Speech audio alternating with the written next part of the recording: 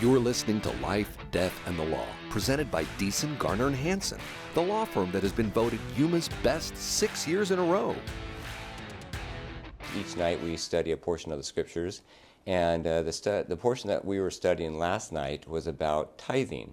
So there was a little story that went along with it, that this child wanted a cat from the cat store, and it was $10. And the mom said, "Do you have $10? Nope. Okay, so let's go home. Why don't you earn $10, and then you can come back and buy the cat." So they go home, and the mom gives the child chores: washing windows, doing the dishes, vacuuming, setting the table, basically contributing to the family chores and being a productive member.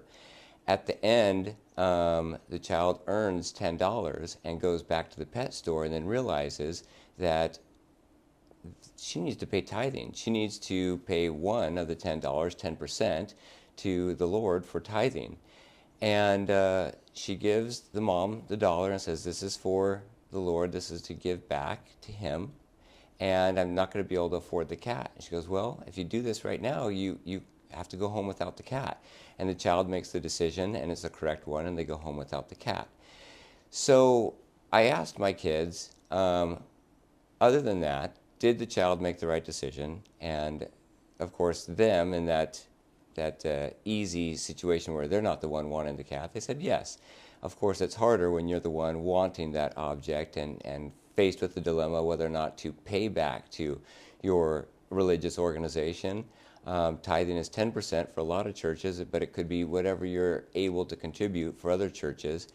And I think it's very important, an important law of finance, that you give back to the Lord first, because He's given us everything. The other thing that I wanted to point out that my kids brought up was the more important thing that child learned was contributing to the family. They learned washing windows was important, helping out with dishes was important, vacuuming was important. Yeah, they got some money from it, but that was kind of a byproduct of the lessons that they learned to contribute to the house. And they all kind of pointed out that the money was going to come and go, whether it was for a cat or candy or something else. But the lessons that they learned in developing that work ethic were going to stay with them.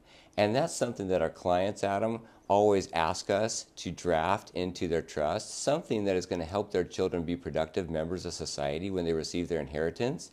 And the reality is there's no trust provision that we can draft that's going to take a child that has not been trained and brought up correctly through life to become automatically a productive member because of the terms of the trust.